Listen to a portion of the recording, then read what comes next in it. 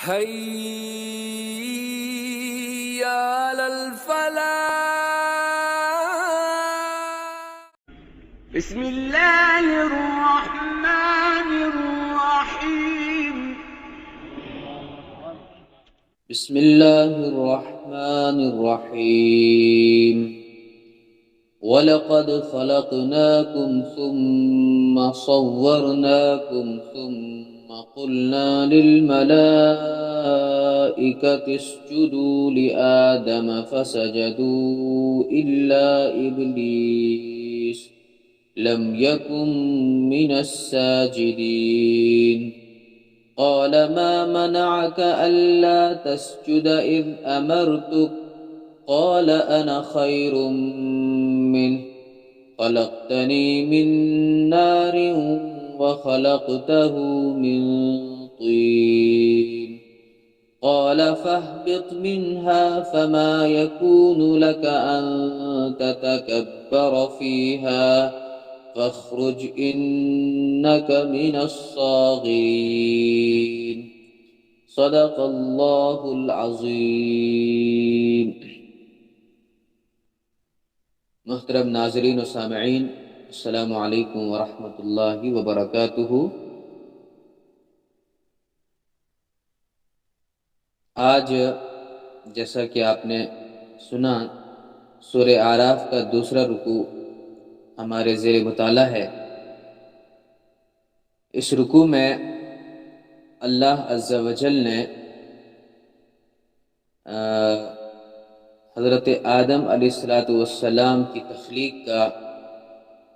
واقعہ نقل فرمایا ہے، جو قرآن پاک میں مختلف مقامات پر ہے، اور سورۃ البقرہ کے آغاز میں بھی ہم نے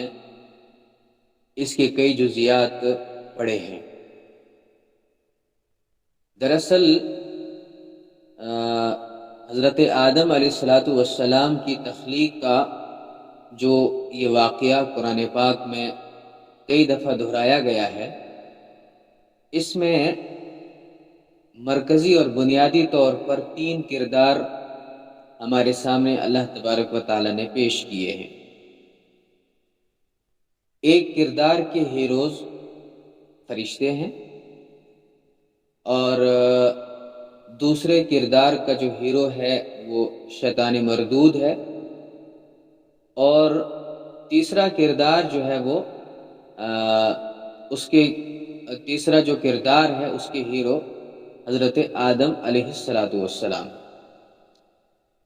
اور جو فرشتوں کا کردار ہے وہ سراسر اطاعت اور فرما برداری ہے، اور جو ابلیس کا کردار ہے وہ تکبر اور سرکشی ہے، اور جو انسان کا کردار ہے جس کے نمائندہ حضرت آدم علیہ السلام ہے، وہ اس صورت میں ظاہر ہوتا ہے کہ حضرت آدم علیہ السلام کے اندر ابلیس کے بالمقابل اطاعت کا جذبہ ہے، سرکشی نہیں ہے، تکبر نہیں ہے، اور اپنی خطا اور غلطی کا اعتراف کرنے کے ساتھ ساتھ رجوع اللہ کی کیفیت ہے. یہاں پر اللہ تبارک و تعالیٰ نے اس واقعے کو یوں بیان فرمایا اس سورہ اعراف کے دوسرے رکوع میں، وَلَقَدْ خَلَقْنَاكُمْ ثُمَّ صَوَّرْنَاكُمْ ثُمَّ قُلْنَا لِلْمَلَائِكَةِ اسْجُدُوا لِآدَمَ فَسَجَدُوا إِلَّا إِبْلِيسَ لَمْ يَكُنْ مِنَ السَّاجِدِينَ. اور ہم نے تم کو پیدا کیا، پھر ہم نے تمہاری صورتیں بنائیں، پھر فرشتوں کو حکم دیا کہ آدم کو سجدہ کرو، چنانچہ ابلیس کے سوا سب کے سب سجدہ ریز ہو گئے، اور وہ سجدہ کرنے والوں میں شامل نہیں ہوا. تو آغاز جو یہاں پر اس گفتگو کا اللہ تبارک و تعالیٰ نے کیا وہ ان الفاظ سے کیا کہ ہم نے تم کو پیدا کیا، پھر تمہاری تصویریں بنائی، پھر تمہاری شکلیں بنائی. تو اس کا جو ترجمہ ہے یا اس کی جو تشریح ہے وہ عربی مفسرین نے بھی اور اردو مفسرین نے بھی یوں بیان فرمائی ہے، وَلَقَدْ خَلَقْنَاكُمْ کا مطلب ہے ہم نے تم کو پیدا کرنے کی پلاننگ بنائی، اور اس کے بعد تم کو ہم نے صورت اور شکل میں ڈھالا، اور اس کی تفصیل جو ہے وہ سورہ بقرہ میں ہے کہ اللہ تبارک و تعالیٰ نے انسان کی تخلیق کا، انسان کو پیدا کرنے کا پلان کیسے بنایا۔ سورہ بقرہ میں اللہ تعالیٰ فرماتے ہیں وَإِذْ قُلْنَا لِلْمَلَائِكَةِ اسْجُدُوا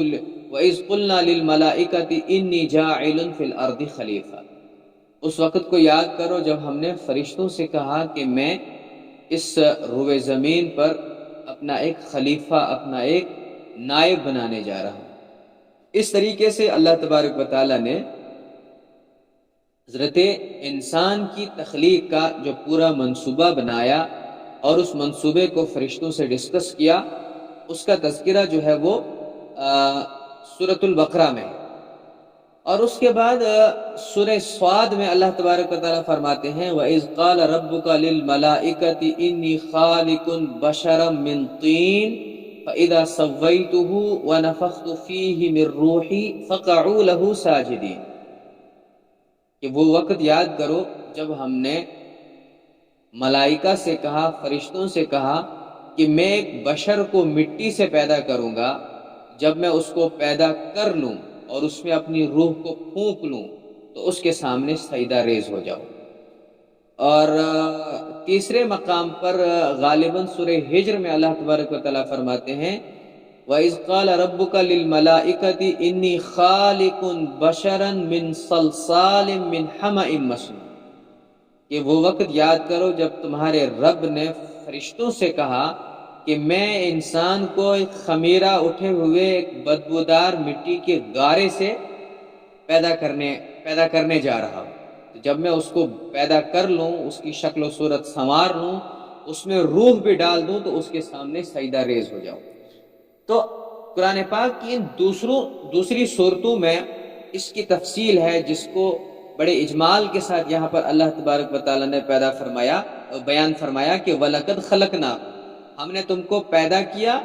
ثُمَّ صَوَّرْنَاكُمْ، پھر ہم نے تمہاری صورت گری کی، ہم نے تمہاری شکل بنائی۔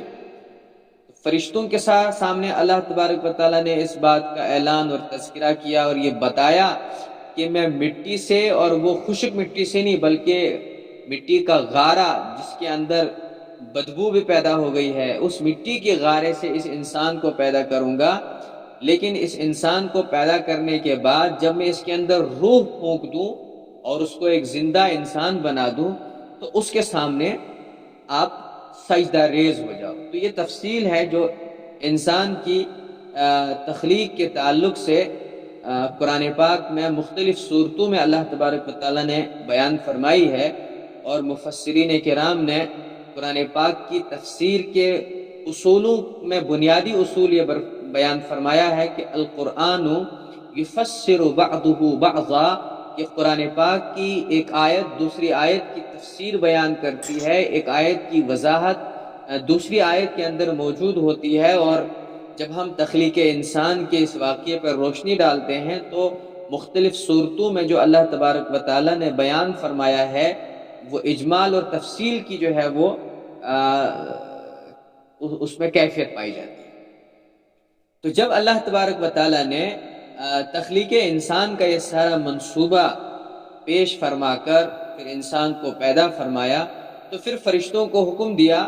ثم قلنا للملائکۃ اسجدوا لآدم، پھر ہم نے ملائکہ کو حکم دیا کہ آدم کو سجدہ کرو، فسجدوا، تو سب ملائکہ نے، سب فرشتوں نے اللہ کے اس حکم کی تعمیل کی اور وہ آدم کے سامنے سجدہ ریز ہو گئے، الا ابلیس، سوائے ابلیس کے، لم یکن من الساجدین، وہ سجدہ کرنے والوں میں شامل نہیں ہوا، اس نے سجدہ نہیں کیا۔ تو قرآن پاک کی اس آیت میں بھی اور دوسری آیات سے بھی یہ معلوم ہوتا ہے کہ اللہ تبارک و تعالیٰ نے فرشتوں کو حکم دیا، لیکن یہ حکم صرف فرشتوں کو نہیں تھا بلکہ یہ ساری مخلوق کو تھا جو بھی اللہ تعالیٰ نے اس وقت انسان کی تخلیق سے پہلے اس دنیا میں، اس کائنات میں پیدا فرمائی تھی۔ اور اس حکم کے ذیل میں ابلیس بھی اس حکم میں شامل ہوا، کیونکہ ابلیس فرشتوں میں شامل نہیں ہے، فرشتوں کی مخلوق سے نہیں ہے، یہ جنات کی مخلوق سے ہے۔ تو فرشتوں کی تبعیت میں یا فرشتوں کو حکم دے کر صرف فرشتے مراد نہیں ہیں، بلکہ جتنی بھی مخلوقات ہیں سب مخلوقات کو یہ حکم تھا کہ وہ آدم کے سامنے سجدہ ریز ہوں، اور آدم کے سامنے جو سجدہ ریز ہونے کی بنیادی وجہ ہے اس کو اللہ تبارک و تعالیٰ نے سورہ بقرہ میں بیان فرمایا ہے کہ وَعَلَّمَ آدَمَ الْأَسْمَاءَ كُلَّهَا ثُمَّ عَرَضَهُمْ عَلَى الْمَلَائِكَةِ فَقَالَ أَنْبِئُونِي بِأَسْمَاءِ هَؤُلَاءِ إِن كُنتُمْ صَادِقِينَ، کہ اللہ تبارک و تعالیٰ نے دراصل آدم کے پتلے کو سجدہ نہیں کروایا، بلکہ اللہ تبارک و تعالیٰ نے آدم کو وہ علم عطا کیا، اس کائنات کا علم عطا کیا، اس کائنات کو مسخر کرنے کی صلاحیت عطا کی، اور پھر کائنات کے اندر موجود انسان کے علاوہ دوسری مخلوقات کو حکم دیا کہ وہ انسان کی عظمت اور برتری کے سامنے جھک جائیں اور اس کا اعتراف کریں۔ اور اللہ تبارک و تعالیٰ کی وہ گویا اللہ تبارک و تعالیٰ کی اس قدرت کا اعتراف ہے اور اس قدرت کے سامنے جھکنے کا اعتراف ہے کہ اللہ تبارک و تعالیٰ نے مٹی سے، اور وہ بھی ایک بدبودار مٹی کے ایک گارے سے، ایک ایسی مخلوق کو اللہ تبارک و تعالیٰ نے اپنی قدرت سے پیدا کیا جو کائنات کی تسخیر کا علم اپنے پاس رکھتا ہے، جس کو اللہ تبارک و تعالیٰ نے یہ قدرت و طاقت عطا کی ہے کہ جو کائنات کے اس ذرے ذرے کو مسخر کرے گا، اور صرف مسخر ہی نہیں کرے گا بلکہ اس کائنات پر وہ اللہ کے حکم اور اس کی مرضیات کو نافذ کرے گا۔ تو بہرحال فرشتوں نے سجدہ کیا، دوسری مخلوقات نے اس عظمت کا اعتراف کیا اور اپنی پیشانی کو انسان کے سامنے، آدم کے سامنے، اور آدم کے سامنے، آدم تو اس کا ایک سمبل تھے، پوری انسانیت کے سامنے اس کو وہ سجدہ ریز ہوئے، لیکن شیطان نے، ابلیس نے اللہ کے اس حکم کی نافرمانی کی، وہ اس حکم کے مطابق انسان کے سامنے سجدہ ریز نہیں ہوا۔ قال، تو اللہ تبارک و تعالیٰ نے شیطان سے پوچھا، ما منعک الا تسجد اذ امرت، جب میں نے تجھے حکم دے دیا تو تجھے کس چیز نے سجدہ ریز ہونے سے روکا؟ قال انا خیر من، شیطان نے جواب دیا کہ میں انسان سے بہتر ہوں، اور بہتری کا پیمانہ جو یہ ہے کہ خلقتنی من نار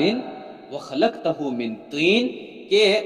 آپ نے مجھ کو آگ سے پیدا کیا ہے اور اس انسان کو مٹی سے پیدا کیا ہے۔ اور پھر ابلیس نے، شیطان نے یہ مقدمہ اپنے ذہن میں قائم کیا کہ مجھے جب اللہ نے آگ سے پیدا کیا اور انسان کو مٹی سے پیدا کیا تو آگ جو ہے وہ مٹی سے افضل ہے، اور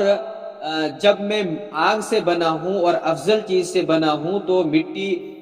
غیر افضل ہے آگ کے سامنے، اس لیے افضل چیز سے بنا ہوا غیر افضل کے سامنے نہیں جھک سکتا ہے۔ تو یہ تکبر اور یہ استکبار جو ہے وہ شیطان کے اندر پیدا ہوا، اور اس کی بنیاد پر اس نے سجدہ کرنے سے انکار کیا۔ یہاں پر دو تین چیزیں عرض کرنا میں مناسب سمجھوں گا۔ ایک تو یہ جو آیت کا آغاز وَلَقَدْ خَلَقْنَاكُمْ ثُمَّ صَوَّرْنَاكُمْ سے ہوا ہے، ایک مفہوم اور مطلب تو مفسرین نے اس کا یہی بتایا جو میں نے آپ کے سامنے عرض کیا کہ وَلَقَدْ خَلَقْنَاكُمْ سے مطلب ہے، اللہ تعالیٰ فرماتے ہیں جب ہم نے انسان کی تخلیق کا پورا منصوبہ بنایا، ثُمَّ صَوَّرْنَاكُمْ، پھر ہم نے انسان کی تصویر بنائی، انسان کی صورت گری کی، ایک ڈھانچہ اس کا بنا کر اس میں روح پھونکی۔ لیکن مفسرین کی ایک اور جماعت اس آیت کا مطلب یوں بیان فرماتی ہے، وَلَقَدْ خَلَقْنَاكُمْ سے مراد ہے انسانوں کی روح پیدا کرنا، اور ثُمَّ صَوَّرْنَاكُمْ سے مطلب مراد ہے پھر انسانی شکلوں کا پیدا فرمانا، کیونکہ قرآن پاک کی دیگر آیات سے یہ معلوم ہوتا ہے، اور کثیر احادیث اس موضوع پر موجود ہیں احادیث کی کتابوں میں، کہ اللہ تبارک و تعالیٰ نے پہلے اس دنیا میں موجود سارے انسانوں کی روح پیدا فرمائی، اور دوسری بات یہ ہے کہ ان روحوں کو مخاطب ہو کے اللہ تبارک و تعالیٰ عہد الست کے نام سے کتابوں میں ذکر کیا جاتا ہے، یعنی اللہ تبارک و تعالیٰ نے ساری روحوں کو مخاطب ہو کر کہا الست بربکم، کیا میں تمہارا رب نہیں ہوں؟ قالوا بلا، تو ساری روحوں نے جواب دیا اللہ کی ربوبیت کا اعلان اور اعتراف کرتے ہوئے، بلا، کیوں نہیں، آپ ہمارے رب ہیں۔ اور احادیث میں بھی اس قسم کے الفاظ ملتے ہیں، مثلا جن میں سے ایک حدیث ہے کہ الارواح جنود مجندہ، کہ اللہ تبارک و تعالیٰ نے ان روحوں کو پیدا فرمایا تو ان روحوں کی جو کیفیت تھی وہ یہ تھی کہ وہ بڑے لشکر جرار کی صورت میں یہ روحیں تھیں۔ تو وَلَقَدْ خَلَقْنَاكُمْ سے مراد روح پیدا فرمائی، ثُمَّ صَوَّرْنَاكُمْ، پھر اس روح کو ایک شکل کے اندر ڈالا، جیسے کہ آدم علیہ السلام کو اللہ تبارک و تعالیٰ نے مٹی سے پیدا فرمایا،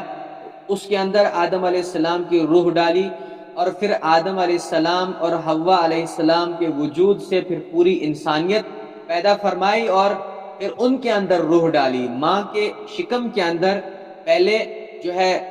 کچھ تصویر کشی کی اللہ تبارک و تعالیٰ نے، ایک گندے قطرے سے انسان کو ایک لوتھڑا بنایا،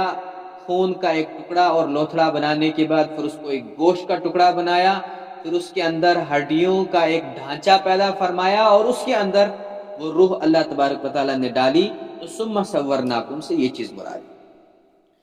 یہاں پر ایک اور دلچسپ چیز بعض لوگوں نے بیان فرمائی ہے کہ یہاں پر جو شیطان نے ایک مقدمہ قائم کیا اپنی افضلیت کا اور انسان کے غیر افضل ہونے کا، وہ یہ بتایا کہ شیطان کہتا ہے مجھے اللہ نے آگ سے پیدا فرمایا اور انسان کو مٹی سے پیدا فرمایا، تو آگ جو ہے افضل ہے اور مٹی افضل نہیں ہے۔ لیکن اللہ تبارک و تعالیٰ نے یہاں پر ایک نوری مخلوق سے، یعنی فرشتوں سے، ایک نورانی مخلوق سے آدم علیہ السلام کو سجدہ کروایا، اور اس طریقے سے آدم علیہ السلام کی افضلیت اور برتری کا جو ہے اعلان فرمایا۔ تو یہاں پر بعض لوگوں نے بڑی دلچسپ بات فرمائی ہے، اور میں بات اس لیے عرض کروں گا کہ امید ہے کسی کو اس بات سے فائدہ ہو۔ ہمارے ارد گرد بہت سارے ہمارے احباب اور دوست جو ہے وہ حضور اکرم صلی اللہ علیہ وآلہ وسلم کے بارے میں یہ بیان فرماتے ہیں اور کوشش کرتے ہیں اس چیز کو ثابت کرنے کی کہ رسول اکرم صلی اللہ علیہ وسلم کی جو ذات والا صفات ہے وہ بشر نہیں ہے، بلکہ آپ صلی اللہ علیہ وسلم ایک نوری مخلوق ہے۔ اور حضور اکرم صلی اللہ علیہ وسلم کی محبت میں اور آپ صلی اللہ علیہ وسلم کی عظمت اور آپ صلی اللہ علیہ وسلم کا مقام بلند بیان کرنے میں گویا کہ کچھ لوگوں کو یہ ہچکچاہٹ محسوس ہوتی ہے کہ اللہ کے نبی صلی اللہ علیہ وسلم کو اگر ہم بشر کہتے ہیں تو یہ آپ صلی اللہ علیہ وسلم کی شان کے مناسب نہیں ہے، اس لیے ہم رسول اللہ صلی اللہ علیہ وسلم کو ایک نوری مخلوق قرار دیں گے تاکہ آپ صلی اللہ علیہ وسلم کا مقام بلند ہونے کا اعتراف اور اظہار ہو۔ لیکن ان آیات کی روشنی میں یہ پتہ چلتا ہے کہ اللہ تبارک و تعالیٰ نے ایک نوری مخلوق کو انسان کے سامنے، ایک بشر کے سامنے جھکا دیا، جیسا کہ سورہ صف میں بھی، سورہ صاد میں بھی اور سورہ حجر میں بھی جو ہے انی خالق بشرن کا لفظ آیا ہے، اور اس بشر کے سامنے اللہ تبارک و تعالیٰ نے ملائکہ کو اور نوری مخلوق کو جھکایا، اور اس نوری مخلوق کے ذریعے اس بشر کا، یعنی مٹی سے بنے ہوئے اس انسان کی عظمت کا اعتراف کروایا۔ تو اس لیے حضور اکرم صلی اللہ علیہ وآلہ وسلم کو بشریت کے مقابلے میں نورانی مخلوق قرار دینا، یہ گویا کہ حضور اکرم صلی اللہ علیہ وسلم کے درجے کو بڑھانے کے بجائے گھٹانا ہے۔ دوسری ایک دلچسپ چیز جو لوگوں نے کتابوں میں بیان نقل فرمائی ہے وہ یہ فرمائی ہے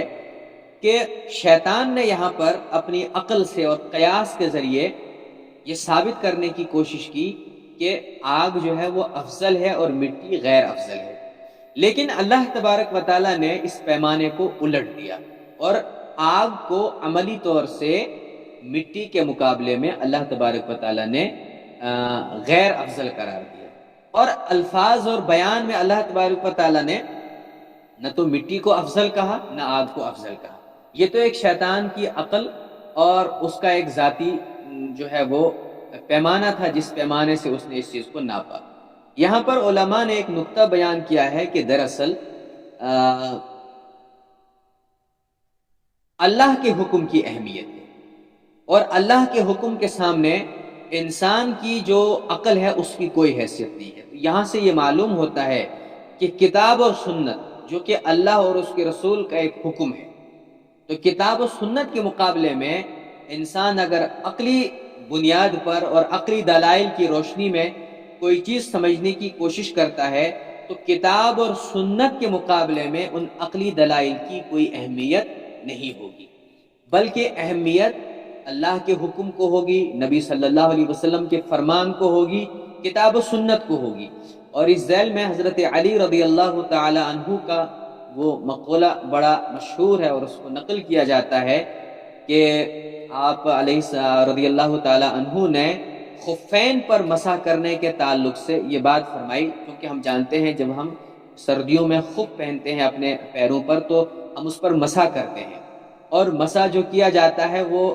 ہاتھ کی انگلیوں سے اس پیر کے اوپری خفین کے اوپری حصے پر کیا جاتا ہے۔ اور حضرت علی رضی اللہ تعالی عنہ کا مقولہ نقل کیا جاتا ہے اس ذیل میں کہ اگر دین کا دار و مدار انسان کی عقل پر ہوتا تو عقل یہ بتاتی ہے کہ خفین پر مسح نیچے سے کرو، کیونکہ جب انسان زمین پر چلتا ہے تو خفین کا موضوع کا جو نچلا حصہ ہے وہ زمین پر لگتا ہے اور اس پر مٹی لگتی ہے، ہم اس کو صاف کر سکتے ہیں، لیکن عقل سے نہیں بلکہ قرآن و سنت سے یہ ثابت ہے کہ خفین کا مسح اوپر سے کرنا ہے، اس لیے ہم اوپر سے کرتے ہیں۔ تو یہاں پر یہ بات بھی لوگوں نے نقل کی ہے اور یہ دلچسپی سے بات خالی نہیں ہے۔ بہرحال شیطان نے جو اللہ کے حکم کی اطاعت اور تابعداری سے انکار کیا اور تکبر کیا اور انسان کے سامنے وہ سجدہ ریز نہیں ہوا، تو اللہ تبارک و تعالیٰ نے شیطان سے کہا کہ قال فاہبط منہا، اللہ تبارک و تعالیٰ نے کہا تو شیطان فاہبط منہا، تو یہاں سے اتر جا،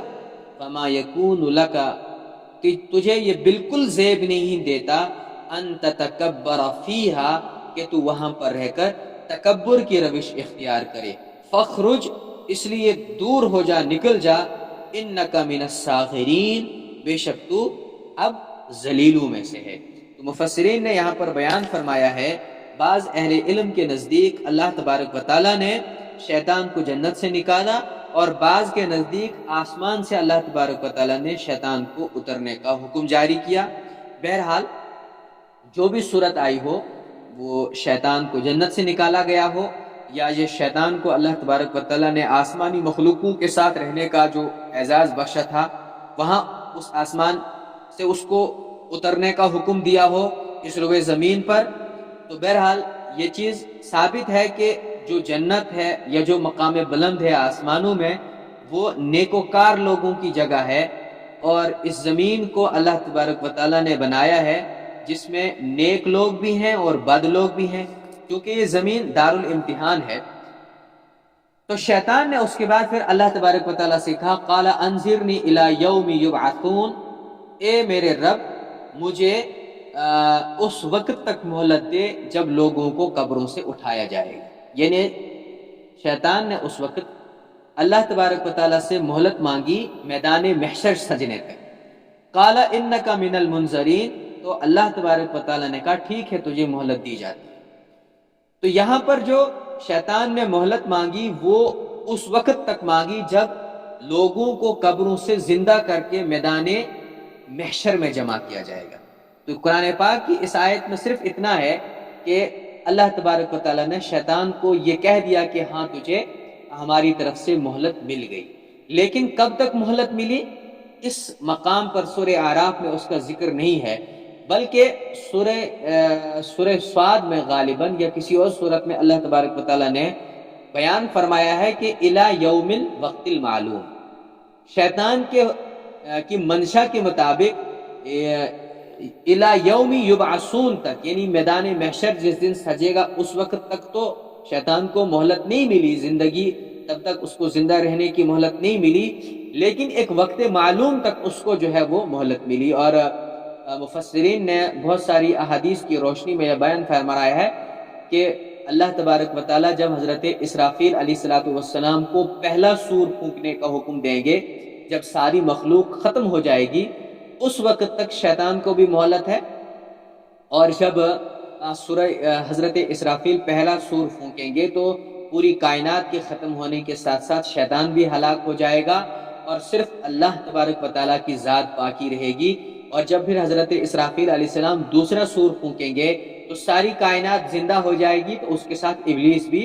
زندہ ہو جائے گا۔ تو ابلیس کی اس دعا کو اللہ تبارک و تعالیٰ نے قبول فرمایا اور اس کو ایک وقت معلوم تک اللہ تبارک و تعالیٰ نے مہلت دی، اور اس کے بعد شیطان نے اس دعا کے قبول ہونے کے بعد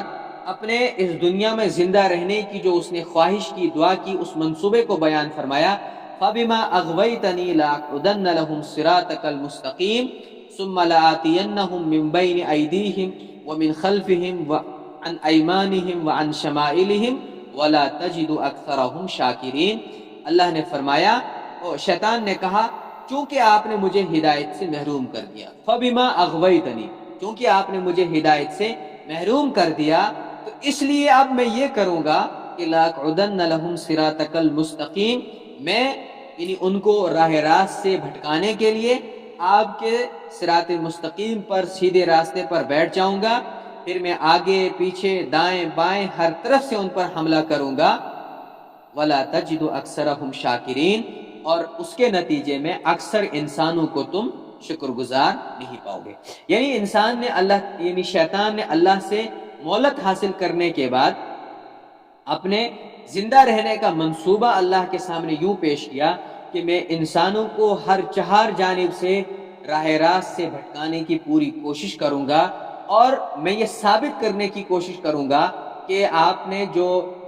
پوری مخلوق کو انسان کے سامنے جھکا کر انسان کا بلند مقام ہونے کا اعلان کیا ہے اور ساری مخلوقات سے اس کا اعتراف کروایا ہے، میں پوری زندگی یہ ثابت کرنے کی کوشش کروں گا کہ انسان اس بلند مقام کے لائق نہیں ہے۔ تو اسی وقت اللہ تبارک و تعالیٰ نے شیطان کو مہلت دے کر گویا کہ شیطان کو اس بات کا اختیار دیا کہ تو انسانوں کو راہ راست سے بھٹکانے کی پوری کوشش کر، اور اس طریقے سے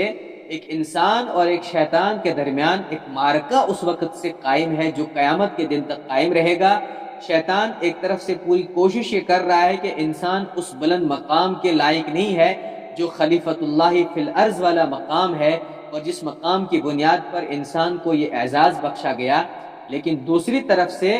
انسان کی اس روئے زمین پر جو پوری جد و جہد اور کوشش ہے وہ یہی ہے کہ وہ اپنے آپ کو مکمل طریقے سے ثابت کرنے میں لگائے کہ میں کس طریقے سے اللہ کی ان امیدوں پر پورا اتروں، اور کس طریقے سے میں خلیفۃ اللہ فی الارض ہونے کا جو تاج اللہ تعالیٰ نے میرے سر پر سجایا ہے میں اس کی لاج رکھوں، اور یہ ثابت کرنے کی کوشش کروں کہ واقعتاً ایک انسان ہی ایک ایسی مخلوق ہے جو خلیفۃ اللہ فی الارض ہونے کا کی جو ہے وہ حقدار ہے۔ تو یہ شیطان اور انسان کا ایک معرکہ ہے جو ازل سے قائم ہے اور قیامت کے دن تک یہ جاری اور ساری رہے گا۔ یہاں پر ایک اور بات جو بیان کرنا ضروری ہے، اور جس مرض کا یہاں پر شیطان شکار ہوا ہے، اور انسانوں میں سے بہت سارے لوگ اس مرض کے شکار ہوتے ہیں، اور ضرورت اس بات کی ہے کہ ہم اپنے آپ کو اس سے باہر نکالیں اور شیطان کی اطاعت اور پیروی سے نکالیں۔ وہ قرآن پاک کی اس آیت میں ذکر ہے فَبِمَا أَغْوَيْتَنِي، کہ اے اللہ جو آپ نے مجھے راہ راست سے محروم کر لیا، مجھے گمراہ کیا، مجھے بھٹکایا۔ تو یہاں پر دراصل شیطان نے کیا جو اپنی گمراہی ہے، جو راہ راست سے بھٹکنا ہے، اللہ کے حکم کی جو اطاعت نہ کرنا ہے، اس کا سارا ٹھیکرا شیطان نے جو ہے وہ اللہ تبارک و تعالیٰ پر پھوڑ دیا کہ جو آپ نے مجھے راہ راست سے گمراہ کیا۔ یعنی دوسرے الفاظ میں کہیں تو عام انسانوں کی طرح شیطان نے بالکل ویسے ہی کہا کہ جو کچھ بھی ہے وہ میرے مقدر میں تھا، اب میرے مقدر میں گمراہی تھی، اور اس مقدر کے نتیجے میں جو میں گمراہی میں مبتلا ہوا تو اب میں ایسا کروں۔ تو یہ ایک شیطانی نظریہ ہے، شیطانی سوچ ہے، جس شیطانی نظریے اور سوچ کی اتباع میں بہت سارے انسان بھی اپنی بہت ساری بدعمالیوں کا اور بہت ساری غلط کاریوں کا جو ٹھیکرا ہے وہ تقدیر پر پھوڑتے ہیں. جس طریقے سے شیطان نے یہاں پر کہا کہ فَبِمَا أَغْوَيْتَنِي، کہ چونکہ آپ نے مجھے ہدایت سے محروم کیا. یعنی اللہ نے نعوذ باللہ من ذالک، یعنی شیطان کہتا ہے نعوذ باللہ من ذالک، اللہ نے مجھے ہدایت سے محروم رکھا. جبکہ شیطان اپنے عمل کی بنیاد پر، جس کا کہ تذکرہ گزشتہ آیت میں ہوا ہے، تکبر کی بنیاد پر جو ہے وہ ہدایت سے محروم ہوا. تو اسی طریقے سے انسان بھی بہت سارے موقعوں پر اپنی بدعملی کو تقدیر کا نتیجہ قرار دیتا ہے، جبکہ ایسا نہیں ہوتا ہے. تقدیر کے تعلق سے انسان کو جاننا چاہیے، اور تقدیر کے تعلق سے جو خاص طور سے محدثین نے، مفسرین نے جس کی جو تشریحات بیان فرمائی ہے، اس کی تفصیل کا یہ موقع نہیں ہے. لیکن اس چیز سے ہمیں یعنی جو ہے وہ اس چیز کو ہمیں جاننا چاہیے، اور اس شیطانی وسوسے سے انسانوں کو اپنے آپ کو بچانا چاہیے. اور اس کے بعد شیطان نے انسان کو بھٹکا کر یہ کوشش کرنی ہے کہ وَلَا تَجِدُ أَكْثَرَهُمْ شَاكِرِينَ. یا یہ بات بھی قابل توجہ ہے کہ شیطان نے یہ نہیں کہا کہ اکثر لوگ جو ہے وہ کفر اختیار کریں گے، اکثر لوگ جو ہے وہ شرک میں مبتلا ہو جائیں گے، اکثر لوگ جو ہے وہ اللہ کے وجود کا ہی انکار کر کے دہریہ بن جائیں گے. نہیں، ایسا نہیں، بلکہ یہ کہا شیطان نے کہ اکثر لوگ ناشکرے بن جائیں گے. یہ بھی ایک قابل توجہ بات ہے کہ ہم اور آپ جیسے لوگ جو اللہ کی وحدانیت کا اقرار کرتے ہیں، اعلان کرتے ہیں، اللہ کے احکامات پر عمل کرنے کی ہر ممکن کوشش کرتے ہیں، ہمارے جیسے توحید پرست لوگوں کو اور اطاعت گزار لوگوں کو شیطان ہر وقت بھڑکانے کی کوشش کرتا ہے. اور اس کی کوشش یہی ہوتی ہے کہ وہ انسان کو ناشکری کے اندر مبتلا کرے، اور جو اللہ کی نعمتیں انسان پر ہیں ان پر شکر گزاری سے انسان کو دور کرے. قَالَ اخْرُجْ مِنْهَا مَذْءُومًا مَدْحُورًا. تو شیطان کو اللہ تبارک و تعالی نے کہا کہ تو یہاں سے ذلیل اور رسوا ہو کر نکل جا. لَمَنِ اتَّبَعَكَ مِنْهُمْ، انسانوں میں سے جو انسان بھی تیری پیروی کرے گا، تیری اتباع کرے گا، لَأَمْلَأَنَّ جَهَنَّمَ مِنْكُمْ أَجْمَعِينَ، میں تم سب لوگوں سے جہنم کو بھر دوں گا. شیطان کو بھی جہنم میں ڈال دوں گا، اور جو شیطان کے بہکاوے میں آ کر اس راہ کی پیروی کرے گا جو شیطان کا راستہ ہے، ان کو بھی اللہ تبارک و تعالیٰ نے کہا کہ سب کو شیطان کے ساتھ مل کر میں جہنم کے اندر ڈال دوں گا. اور اس طریقے سے یہ جو شیطان کا اللہ تبارک و تعالیٰ سے ایک مکالمہ ہوا، اور جس کے نتیجے میں شیطان کو اللہ تبارک و تعالیٰ نے اپنی بارگاہ سے دھتکار دیا، وہ اس آیت پر ختم ہوتا ہے. وقت زیادہ ہو چکا ہے، اس کے لیے میں معذرت خواہ ہوں. انشاءاللہ العزیز اس رکوع کا بقیہ حصہ گزشتہ وہ آئندہ کل ہوگا. اللہ تبارک و تعالی ہم سب کو عمل کرنے کی توفیق نصیب فرمائے. ہم سب کو قرآن پاک کے اسرار و رموز اور اس کی آیات کو اس طریقے سے سمجھنے کی توفیق نصیب فرمائے کہ ہم ان کو اپنے لیے مشعل راہ بنائیں اور ان کی روشنی میں اپنی زندگی کو گزارنے کی فکر اور کوشش کریں. وَيَا آدَمُ اسْكُنْ أَنْتَ وَزَوْجُكَ الْجَنَّةَ فَكُلَا مِنْ حَيْثُ شِئْتُمَا وَلَا تَقْرَبَا هَٰذِهِ الشَّجَرَةَ فَتَكُونَا مِنَ الظَّالِمِينَ. فَوَسْوَسَ لَهُمَا الشَّيْطَانُ لِيُبْدِيَ لَهُمَا مَا وُورِيَ عَنْهُمَا من سوآتهما وقال ما نهاكما ربكما عن هذه الشجرة إلا أن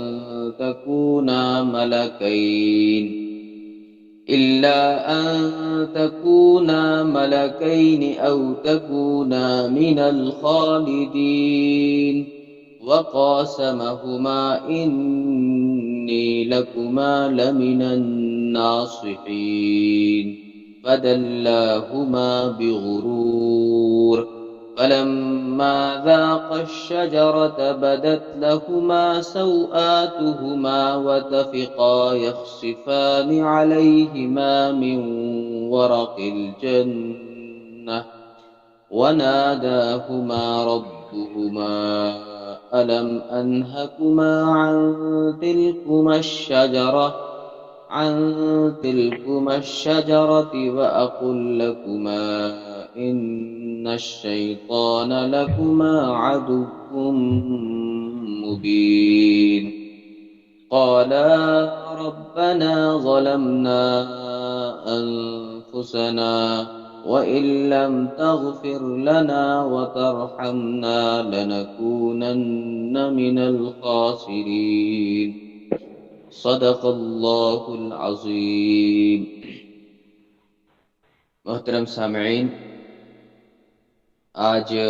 سورہ اعراف کے دوسرے رکوع کا آخری حصہ ہمارے زیر مطالعہ ہے۔ کل جو گفتگو ہوئی تھی قرآن پاک کی ان آیات میں بہت اختصار کے ساتھ تخلیق انسان کے منصوبے کا ذکر تھا، اور اس کے بعد فرشتوں کا کردار بیان کیا گیا، جس کا خلاصہ یہ تھا کہ انہوں نے اللہ کے حکم کی تعمیل کی اور اللہ کے حکم کے مطابق آدم علیہ السلام کے سامنے سجدہ کیا۔ اور دوسرا کردار قدر تفصیل کے ساتھ شیطان کا کردار بیان کیا گیا تھا کہ اس نے اللہ کے حکم کی نافرمانی کی، اور اس نافرمانی پر اس نے ایک خود ساختہ دلیل بھی پیش کی، اور استکبار اور تکبر کا راستہ اختیار کرتے ہوئے اس نے اللہ کے حکم کو نہیں مانا اور آدم علیہ السلام کے سامنے سجدہ ریز نہیں ہوا۔ آج جن چند آیات کو ہم پڑھیں گے اس میں ایک تیسرا کردار ہے جو آدم علیہ السلام کا کردار ہے، یعنی ایک انسان کا کردار ہے۔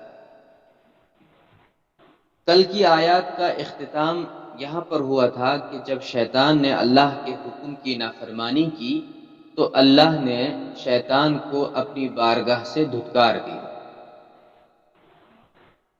اور اس کے بعد پھر آدم علیہ السلام کو اللہ تبارک و تعالی نے جنت میں قیام کرنے کا حکم دیا۔ وَيَا آدَمُ اسْكُنْ أَنْتَ وَزَوْجُكَ الْجَنَّةَ، اور اے آدم تم اور تمہاری بیوی جنت میں رہو۔ جب اللہ تبارک و تعالی نے فرشتوں کو اور دوسری مخلوقات کو آدم علیہ السلام کے سامنے سجدہ ریز ہونے کا حکم دیا تو اس وقت صرف آدم علیہ السلام کو اللہ تبارک و تعالی نے پیدا فرمایا، اور اس کے بعد پھر حضرت آدم علیہ السلام کی پسلی سے حضرت حوا کو پیدا فرمایا، اور اس کی صریح جو تصریحات ہیں، اس کی وضاحتیں بہت ساری احادیث میں، اور ان دونوں کو پھر اللہ تبارک و تعالی نے جنت میں رہنے کے لیے کہہ دیا کہ آپ جنت میں رہو، اور پھر حکم فرمایا فَكُلَا مِنْ حَيْثُ شِئْتُمَا، اور جنت میں جس جگہ سے چاہو تم کھاؤ، یعنی جنت کی نعمتوں سے لطف اندوز ہونے کی ایک عام اجازت تھی حضرت آدم علیہ السلام اور حضرت حوا کو، لیکن اس میں ایک استثنائی صورت یہ تھی کہ وَلَا تَقْرَبَا هَٰذِهِ الشَّجَرَةَ، اس درخت کے قریب مت جانا، فَتَكُونَ مِنَ الظَّالِمِينَ، ورنہ تم ظالم لوگوں میں شمار ہو جاؤ گے۔ یعنی جنت کی نعمتوں سے اور جنت میں ہر قسم کی چیز سے فائدہ اٹھانے کا ایک عام حکم، لیکن ایک خاص پھل کھانے سے، ایک خاص چیز کے استعمال کرنے سے اللہ تبارک و تعالیٰ نے منع کیا، اور ساتھ میں یہ بھی فرما دیا کہ اس کو اگر تم استعمال کرو گے، یعنی اللہ کے حکم کی نافرمانی کرو گے، تو اپنے آپ پر ظلم کرنے والے بن جاؤ۔ اب یہاں پر دو تین چیزوں کو ہم اپنے ذہن میں رکھیں۔ ایک چیز تو یہ رکھیں کہ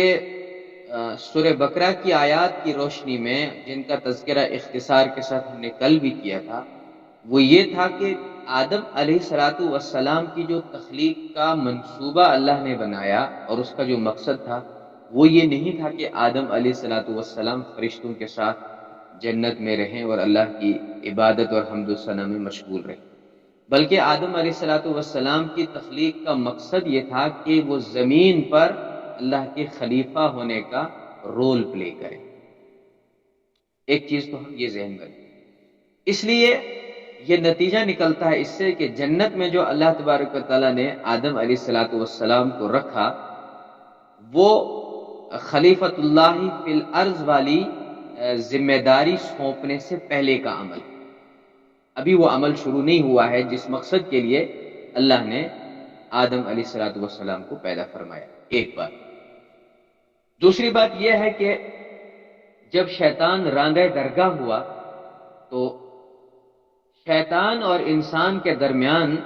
ایک کشمکش اور ایک جنگ کا آغاز ادھر سے ہی ہو گیا. اور کل بھی یہ بات تذکرے میں آئی تھی کہ شیطان کو اللہ تبارک و تعالی نے قیامت تک کے لیے صرف زندہ ہی نہیں رکھا، بلکہ شیطان کی منشا کے مطابق اس کو وہ سارے اختیارات دیے تاکہ وہ اپنی اس آرزو کو پورا کرے اور انسان کو گمراہ کرنے اور راہ راست سے بھٹکانے کے وہ تمام حربے اختیار کرے. یہ اللہ کی طرف سے اس کو کھلی اجازت ملی، کھلی چھوٹ ملی، اور اس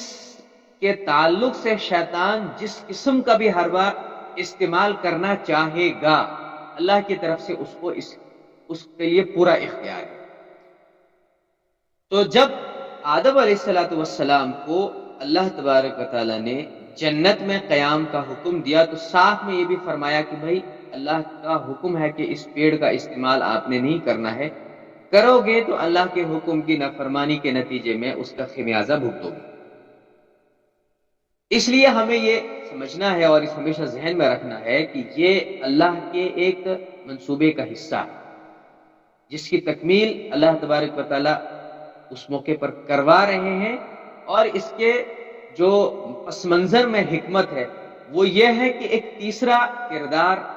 واضح ہو جائے جو ایک انسان کا کردار ہے، اور جو کردار ایک انسان کو فرشتوں سے اور شیاطین سے ممتاز کرے. دوسری طرف سے شیطان نے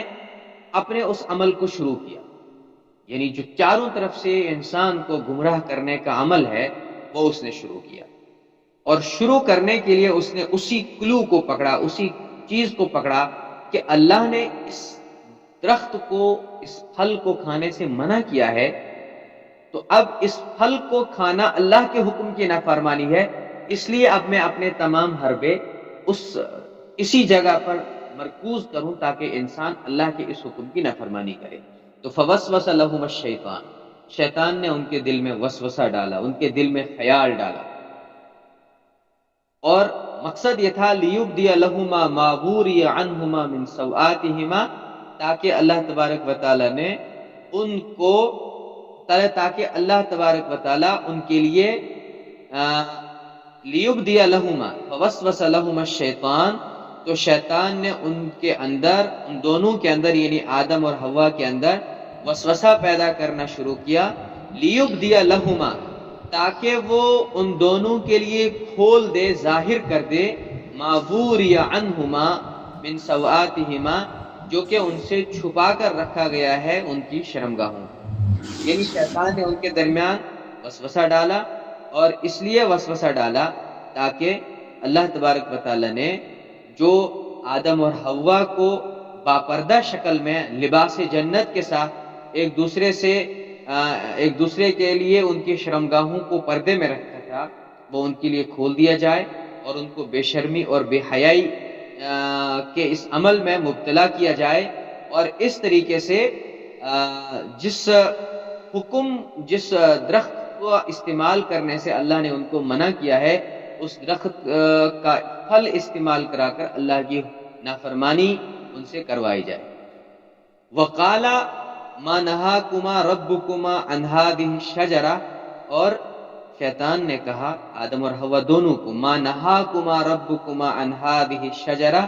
تمہارے رب نے تم دونوں کو اس درخت سے نہیں روکا ہے، الا ان تکونا ملکین، الا یہ کہ تم فرشتے بن جاؤ، او تکونا من الخالدین، یا تم ہمیشہ زندہ رہنے والوں میں سے بن جاؤ. وقاسمہما، اور اس نے بار بار ان کے لیے قسمیں کھائیں، انی لکما لمن الناصحین، بے شک میں تمہارے لیے بڑا خیر خواہ ہوں۔ یعنی شیطان نے آدم اور حوا دونوں سے یہ کہا کہ اللہ نے اس درخت کا استعمال کرنے سے تم کو اس لیے منع کیا ہے کہ کہیں تم اس کا پھل استعمال کر کے فرشتے نہ بن جاؤ، یا تم ہمیشہ اسی جنت میں نہ رہو۔ اور پھر اس مقصد کے لیے شیطان نے ان کے سامنے قسمیں کھائیں، اور ایک خیر خواہ کے روپ میں جو ہے وہ ان کے سامنے پیش ہوا، تاکہ وہ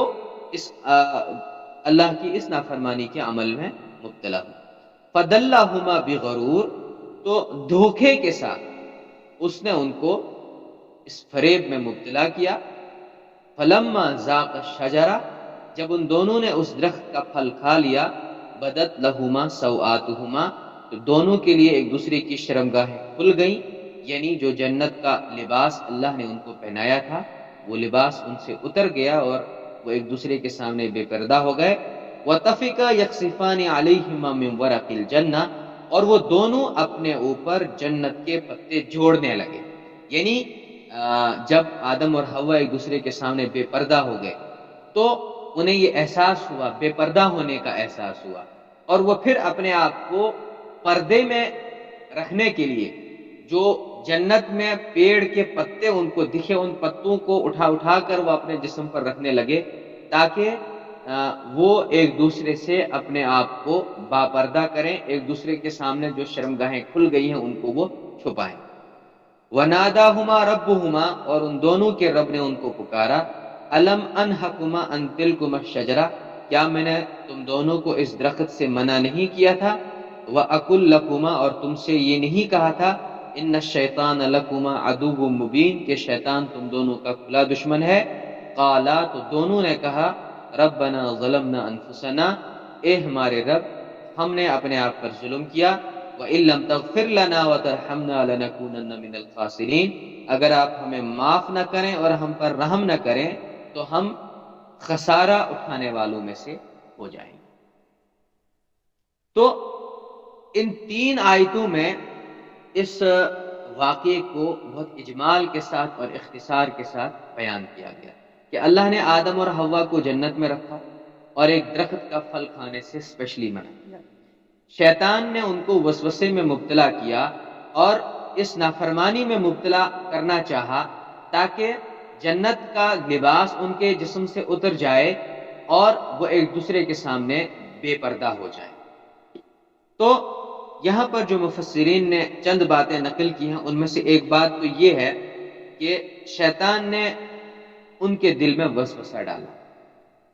اور چونکہ آدم علیہ السلام جنت میں تھے تو شیطان جنت میں کیسے پہنچا جبکہ شیطان کو اللہ نے جنت سے نکال دیا ہے۔ اس لیے بعض مفسرین نے اسرائیلی روایات کا حوالہ دیتے ہوئے اور بائبل میں بھی اس چیز کا تذکرہ ہے کہ شیطان جو ہے وہ ایک سانپ کی صورت میں جنت میں گیا اور پھر ان کے درمیان، آدم اور حوا کے درمیان وسوسہ ڈالنے کی کوشش کی۔ لیکن محقق مفسرین نے اس چیز سے انکار کیا ہے کہ قرآن پاک میں اور کہیں بھی احادیث میں اس کی تشریح یہ نہیں ہے کہ شیطان سانپ کی صورت میں جنت میں گیا ہے، بلکہ بہت ہی تفصیل کے ساتھ اس چیز کو ثابت کیا ہے کہ جو شیطان نے آدم علیہ السلام کے دل میں وسوسہ ڈالا، اس کے لیے شیطان کا جنت میں داخل ہونا ضروری نہیں ہے، یہ وسوسے کا عمل دور سے شیطان نے کیا۔ ایک بات تو یہ ہے۔ دوسری بات یہ ہے کہ شیطان نے جو آدم علیہ السلام کو اس نافرمانی میں مبتلا ہونے کے لیے جو تدبیر اختیار کی، اس تدبیر کے لیے شیطان نے ایک تو آدم علیہ السلام کو یہ آرزو اور تمنا دلائی کہ اس درخت کا پھل کھا کر تم ہمیشہ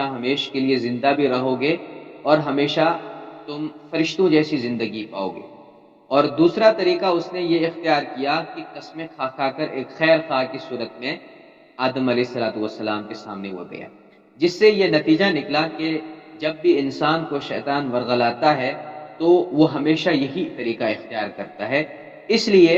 انسان کو ہمیشہ باخبر رہنا چاہیے اور شیطان کے ان بہت ہی میٹھے حربوں سے محتاط رہنا چاہیے۔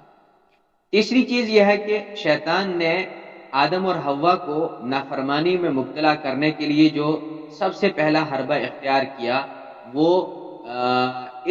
یہ اختیار کیا کہ کس طریقے سے یہ ایک دوسرے کے سامنے بے حیا ہو جائے. یعنی حیا جو ایمان کا ایک اہم ترین شعبہ ہے، اور کثیر احادیث میں اس چیز کا تذکرہ ہے، اور بخاری اور مسلم میں تو حدیث کے یہ الفاظ ہیں کہ الایمان بضع و ستون یا الایمان بضع و سبعون شعبۃ، کہ ایمان کے 60 سے زیادہ یا 70 سے زیادہ شعبے ہیں، مختلف روایات ہیں. اور پھر خصوصیت کے ساتھ فرمایا گیا ہے اسی روایت میں کہ والحیاء شعبۃ من الایمان، حیا جو ہے ایمان کا ایک بہت ہی اعلیٰ اور بلند شعبہ ہے. اور انسان کا جو کمال ہے اور انسان کی جو اہم ترین خصوصیت ہے اس میں حیا کا بہت بڑا اور بہت ہی اہم رول ہے. تو شیطان نے بے حیائی کے راستے کو اختیار کیا. اس چیز کو بھی ہمیں سمجھنا چاہیے اور اس چیز کی طرف بھی ہمیں خاص طور سے توجہ دینی چاہیے. اور جو سب سے خاص بات ان آیات میں ہے وہ یہ ہے کہ اس میں ایک انسان کی خاصیت اور انسان کا ایک اہم رول بیان کیا گیا ہے جو شیطان سے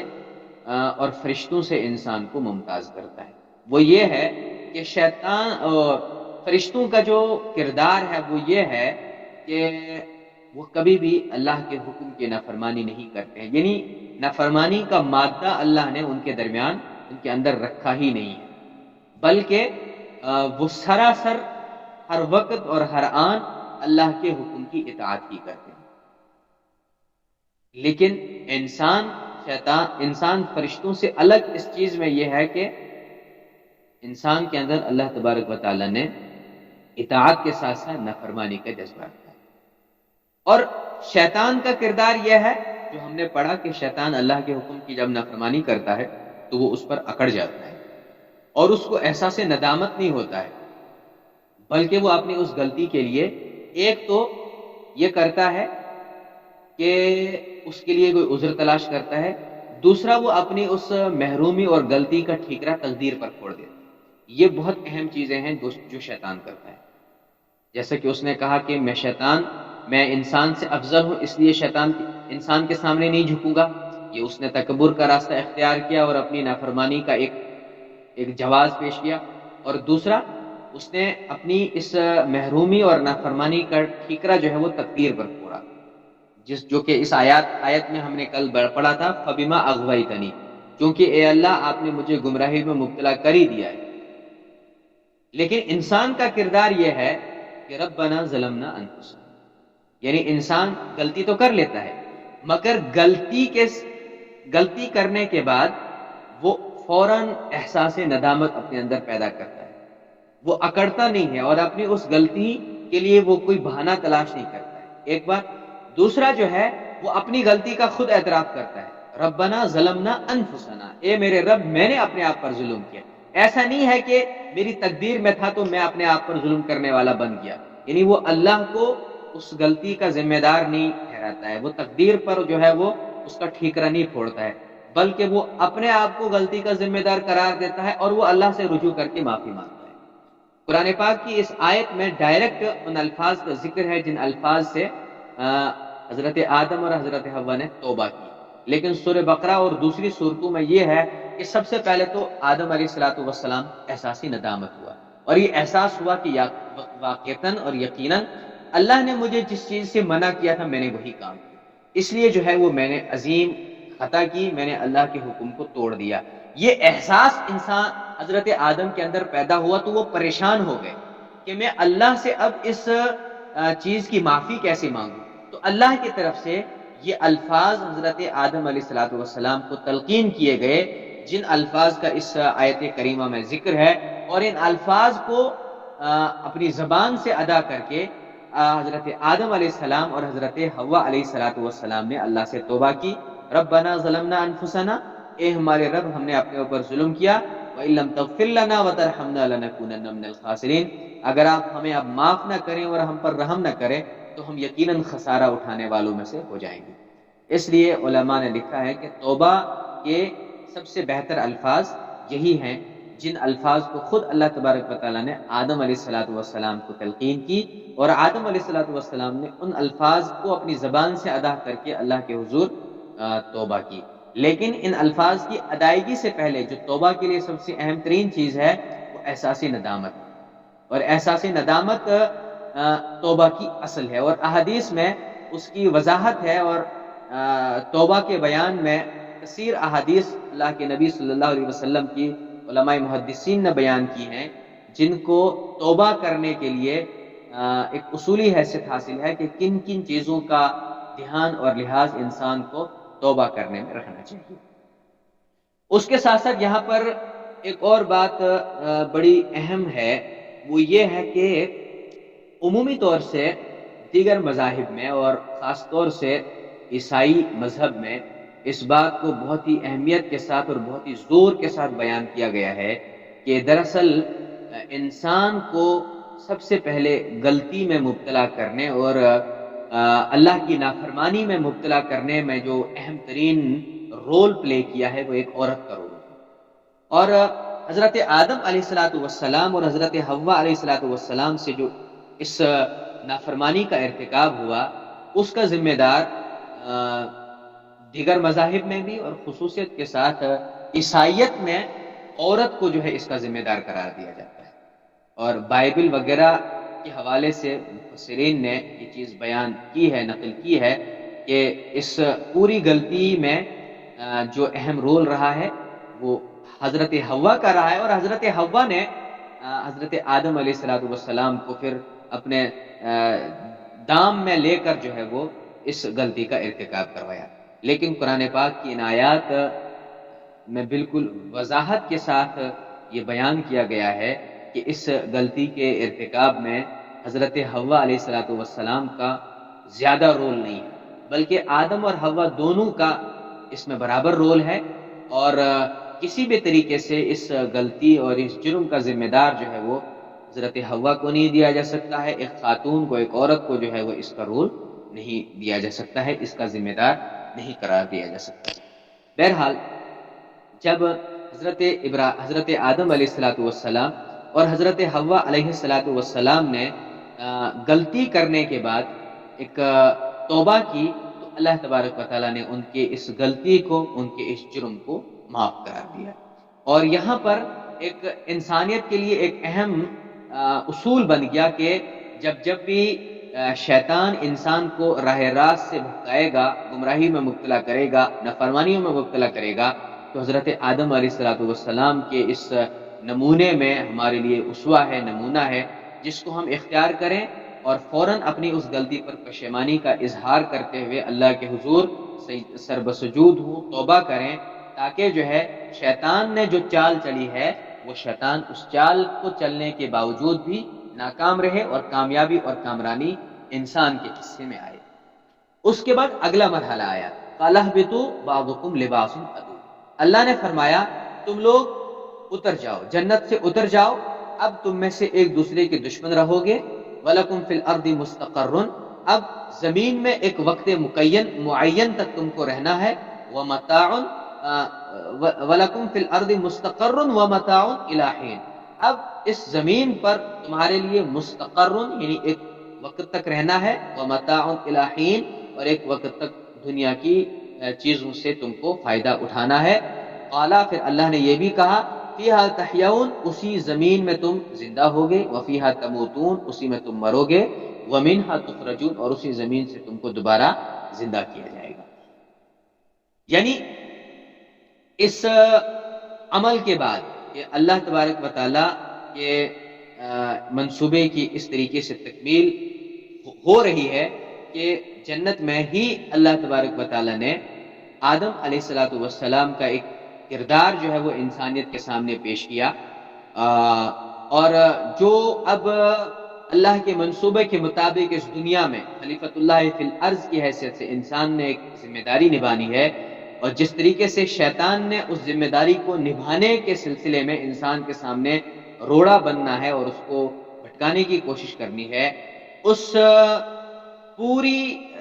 زندگی کے اس جنگ کو کس طریقے سے انسان نے کامیابی کے ساتھ لڑنا ہے، اس کا ایک عملی نمونہ اس زمین میں اتارنے سے پہلے ہی اللہ کے منصوبے کے تحت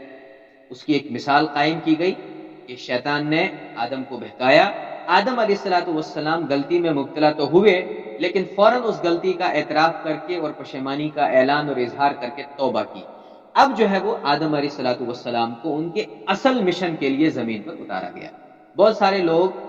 اس کو بیان کرتے ہیں اور اسرائیلی روایات سے متاثر ہو کر اس کو بیان کیا جاتا ہے کہ چونکہ آدم علیہ السلام سے جنت میں غلطی ہوئی، اس لیے اس غلطی کے نتیجے میں آدم علیہ السلام کو جنت سے محروم کیا گیا اور پھر دنیا میں بھیجا گیا۔ ایسا نہیں ہے، اللہ تبارک و تعالیٰ نے آدم علیہ السلام کو اس دنیا میں ہی کام کرنے کے لیے پیدا کیا ہے۔ یہ اللہ کے منصوبے میں ازل سے شامل تھا، اور اسی منصوبے کو اللہ تبارک و تعالیٰ نے فرشتوں کے سامنے بھی پیش کیا تھا کہ میں جو ہے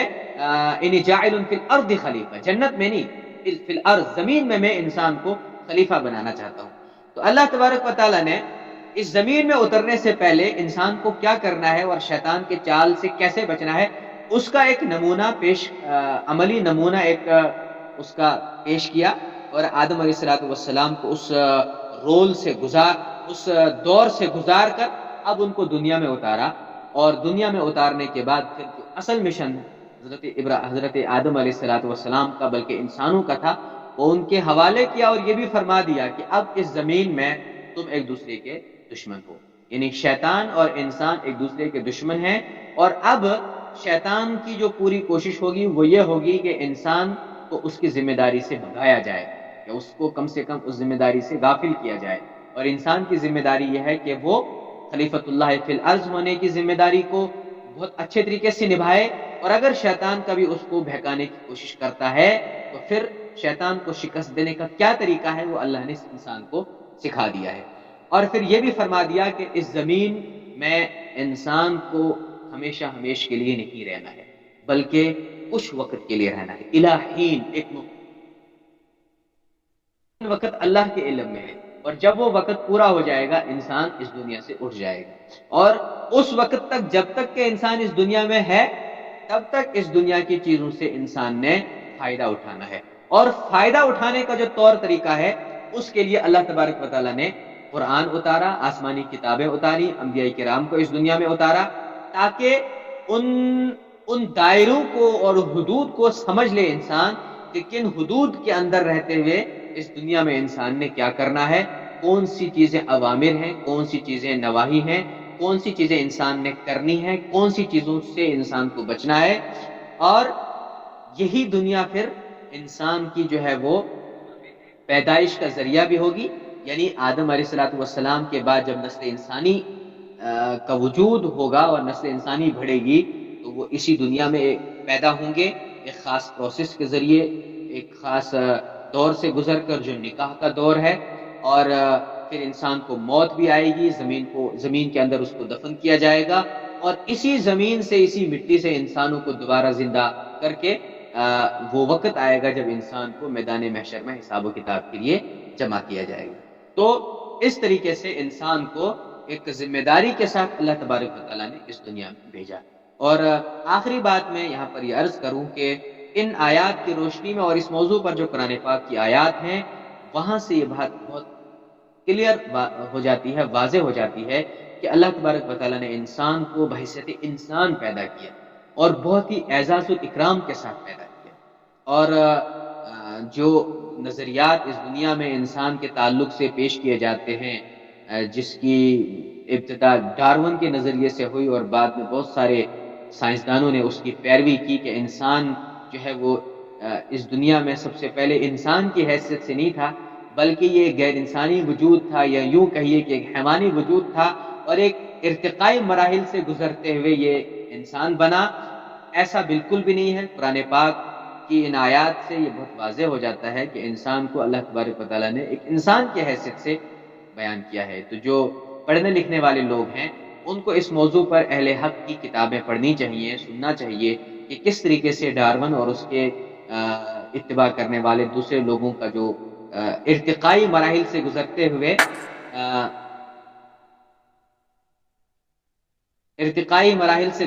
ہوئے یہ انسان بنا ہے، وہ نظریہ کس طریقے سے بہت ہی بیکار اور بودا نظریہ ہے۔ اہل علم کو اس کو پڑھنا چاہیے، لیکن عوام الناس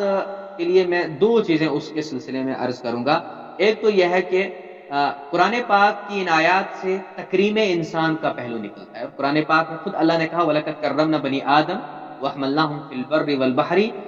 وَرَزَقْنَاهُم مِّنَ الطَّيِّبَاتِ وَفَضَّلْنَاهُمْ عَلَىٰ كَثِيرٍ مِّمَّنْ خَلَقْنَا تَفْضِيلًا. کہ اللہ تبارک و تعالیٰ نے انسان کو بہت اعزاز و اکرام کے ساتھ پیدا کیا ہے، اس کو اعزاز بخشا ہے. اور ان آیات میں بھی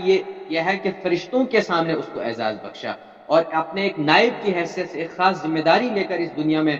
انسان کی تخلیق ہوئی. تو ہم اگر یہ مانیں کہ بھائی انسان پہلے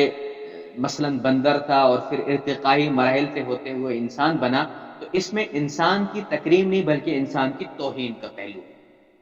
ایک چیز ہمیں بہت موٹی سی بات یہ ہے کہ جو ڈارون کا نظریہ ہے اس میں توہین انسان ہے، اور قرآن پاک نے جو چیز پیش فرمائی ہے اس میں تکریم انسان. اور انسان کو اللہ تبارک و تعالیٰ نے باعزت پیدا کیا ہے، مکرم پیدا کیا ہے،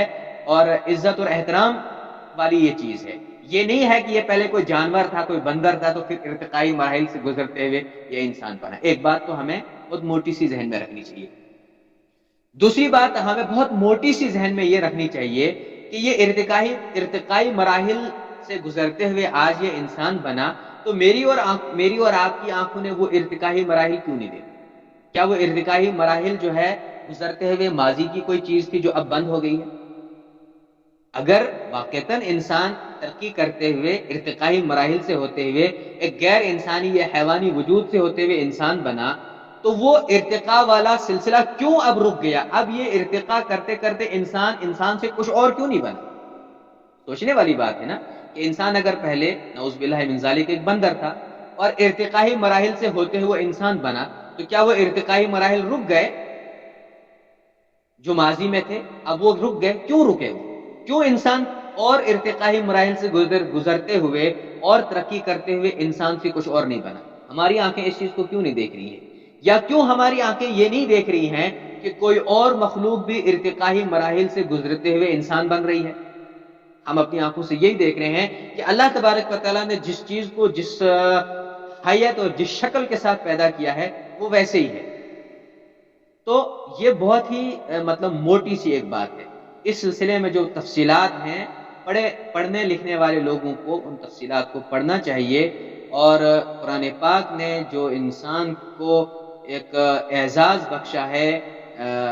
مسجود ملائکہ بنا کر، اور اس کے بعد جو اس کو ایک اعزاز بخشا ہے خلیفۃ اللہ فی الارض بنا کر، اور اس کو جو ذمہ داریاں دی ہیں، ان کو جب ہم قرآن پاک کی روشنی میں سمجھیں گے تو جو وہ ارتقائی مراحل کے تعلق سے، جو انسان کے تعلق سے بات کی جاتی ہے کہ انسان ارتقائی مراحل سے گزرتے ہوئے انسان بنا ہے، وہ چیز جو ہے پھر خود بخود جو ہے وہ ایک لا یعنی چیز اور ایک بیکار سی چیز ہمارے سامنے ہو جاتی ہے. بہرحال قرآن پاک کی ان چند آیات کے بارے میں جو موٹی موٹی باتیں اللہ تبارک و تعالیٰ نے کہلوائیں، ان باتوں میں جو حق ہے وہ اللہ کی طرف سے ہے، اور جو غلط ہے وہ شیطان کی طرف سے ہے. اللہ تبارک و تعالیٰ اس کو معاف. اللہ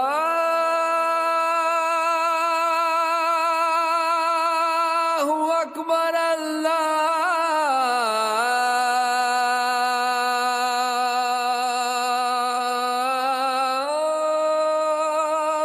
اکبر.